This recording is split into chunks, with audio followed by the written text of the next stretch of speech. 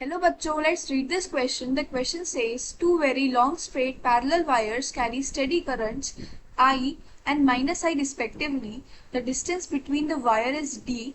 At a certain instant of time, a point charge q is at a point equidistant from the two wires in the plane of the wires.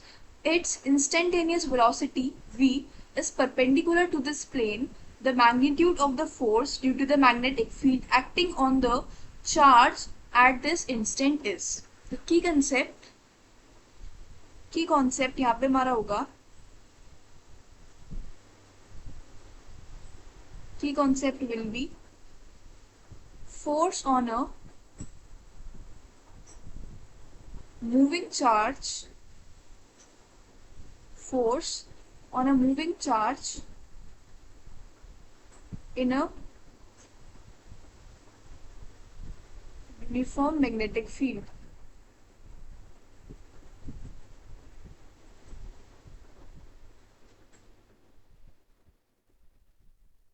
तो जो हमारा force होता है किसी charge पे जो कि प्रेजेंट है एक यूनिफॉर्म मैग्नेटिक फील्ड में, that is F is equals to Q V B sine theta. ठीक है, यहाँ पे जो हमारा थीटा होता है, थीटा होता है हमारा एंगल बिटवीन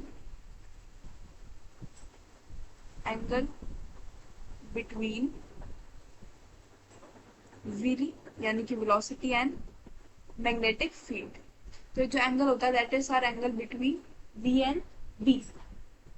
ठीक है, तो हम क्वेश्चन में देखते हैं. तो हमें क्वेश्चन में दे रखा है कि दो लॉन्ग स्ट्रेट पैरेलल वायर्स हैं.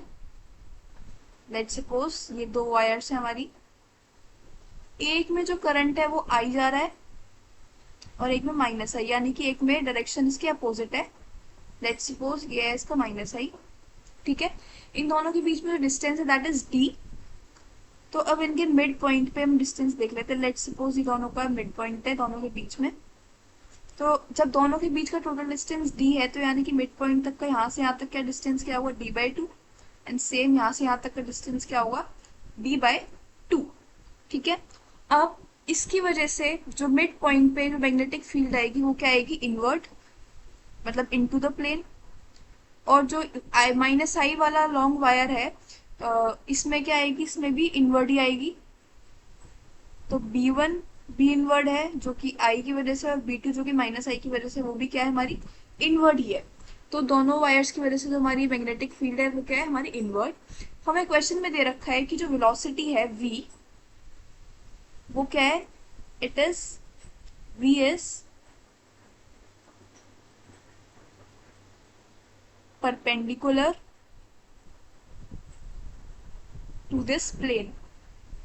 ठीक है, यानी कि वो आउटवर्ड भी हो सकती है इनवर्ट भी हो सकती है, बट वो क्या है, परपेंडिकुलर है. ठीक है, हमारा जो बी है वो है इनवर्ट. सो हमारा जो फॉर्मूला होता है वो क्या होता है, F is equals to Q V B sine theta.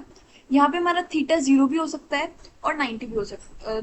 Theta 0 भी हो सकता है और 180 डिग्री भी हो सकता है. 0 थीटा तब होगा जब हमारी वेलोसिटी भी इनवर्ट ही होगी, और 180 तब होगा जब हमारी वेलोसिटी आउटवर्ड होगी. पर यहाँ पे हम परपेंडिकुलर दे रखा है तो इनवर्ट भी हो सकती है और आउटवर्ड भी हो सकती है. तो दोनों कंडीशंस मान के चलते हैं हम. Here theta can be either 0 degree और 180 डिग्री. पर जो हमारा साइन 0 होता है उसकी वैल्यू भी 0 होती है.